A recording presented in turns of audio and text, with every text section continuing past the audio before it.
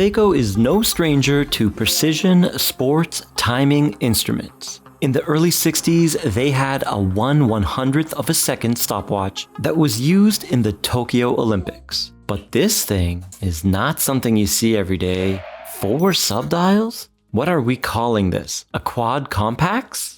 Introducing the all-new Seiko SPEEDTIMER SFJ005 limited edition. Celebrating 40 years since Seiko released the world's first analog quartz chronograph. And the colorway we have here today goes one step further by paying homage to the colorway of the first 1/100th of a second analog quartz chronograph, which Seiko released in 1992. That's what Seiko says, but I don't see it. To me, it looks like the 2001 release, the SATX003. But let me know your thoughts in the comment section.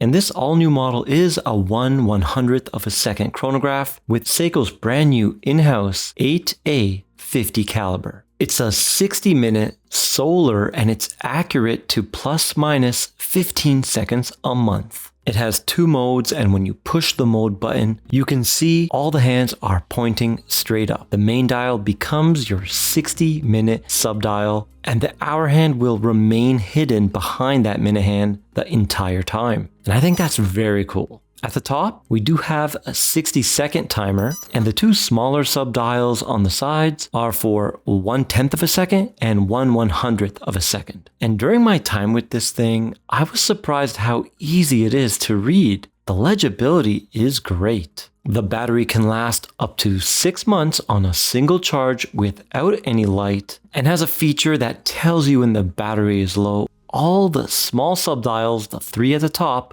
will point straight down. So just put it in the sun and fill her up.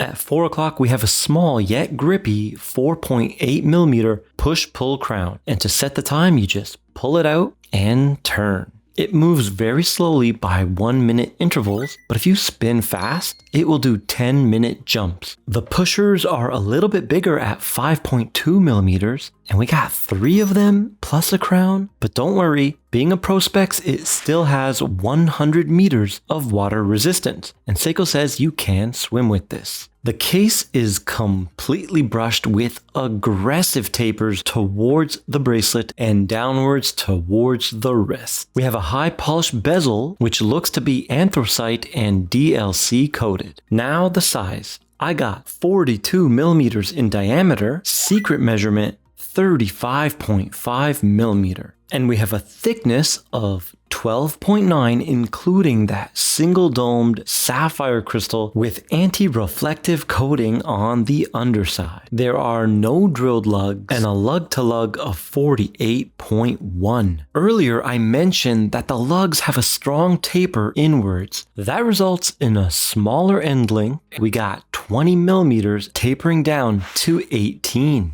Everything is solid oyster style with male end links, and down the middle they are coated in that anthracite bezel color for a cohesive look which pays tribute to the 1992 model. The clasp is fully milled, signed Seiko with a twin button release. No on-the-fly adjustment, and unfortunately we only have 2 micro adjustments here, and the bracelet is fixed via pins and collars.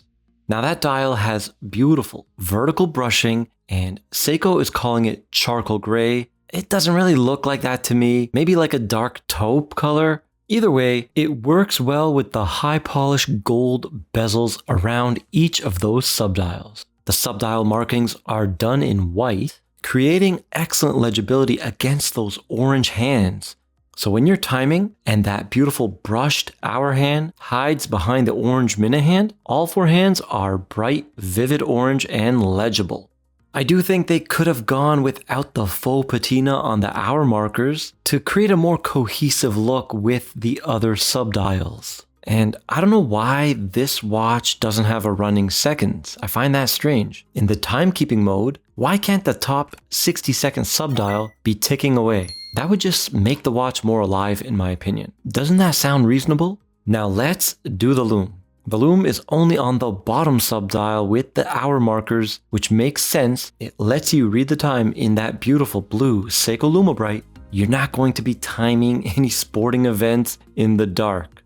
This unique watch has a charm to it, and if you are a fan of it, you can have it for $925 USD, which is a bit high, but you are getting sapphire, and remember, it's limited edition, only 4,000 units, and Kavar Jewelers does have them in stock right now. But if you are not convinced and you still want a chronograph, I got 2 more for you on the right of your screen for you to check out right now. And I'll see you in the next one.